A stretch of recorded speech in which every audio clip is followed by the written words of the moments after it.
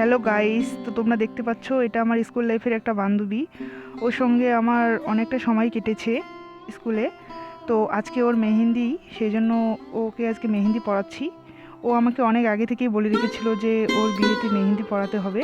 তো ওকে আমি জিজ্ঞেস করেছিলাম যে ওর কীরকম পছন্দ। ও আমাকে সম্পূর্ণটা আমার উপর ছেড়ে দিয়েছে, আমাকে বলেছে ওর হাতে যেটা মানাবে ওরকম করে পড়াতে। যদিও এই ভিডিওটা আমার অনেক দিন আগেই করা ছিল, কিন্তু এতদিন এডিট করা হয়নি জন্য আমি শেয়ার করতে পারিনি। তো দেখো আমি উম, তো তোমরা দেখতে পাচ্ছ এটা কিন্তু আমার প্রথমবার ভয়েস ওভার দিয়ে ভিডিও। এর আগে আমি ভয়েস ওভার দিয়ে কোনো ভিডিও বানাইনি।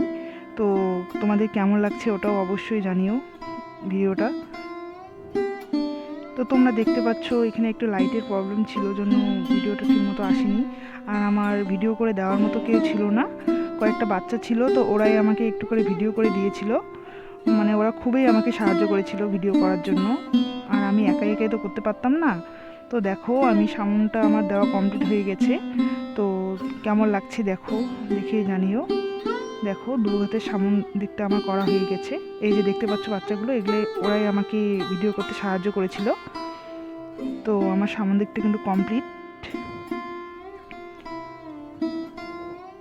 দেখো তোমরা দেখতে পেলে।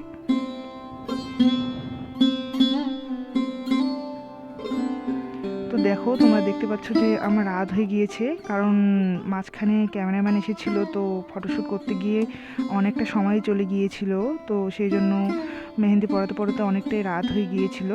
তো দেখো আমি একটু তাড়াহুড়ো করছিলাম, কারণ আমার বাড়ির পাশে আরেকজনকেও মেহেন্দি পড়ানোর কথা ছিল। সেও আমাকে বারবার ফোন করতেছিল যে কখন আসবো। আর ওর যেহেতু বিয়ের আগের দিনেই ওকে শাখা পলা পরিয়েছিল, তো সেই জন্য একটু মেহেন্দি পরাতে সমস্যা হচ্ছিল। তোমরা তো জানোই যে মেহেন্দি পরাতে গেলে শাখা পলা আগে পরানো থাকলে একটু সমস্যাই হয়, যেহেতু ফুল হাত কভার করতে লাগবে। সেই জন্য তো আমি চেষ্টা করছিলাম করার। তো তোমরা দেখো আমি পিছনটা করতেছি।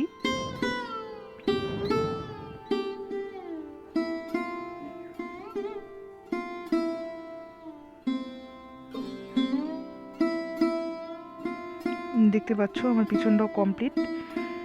একটু ভিডিও করে নিয়েছিলাম তাড়াহুড়ো করে।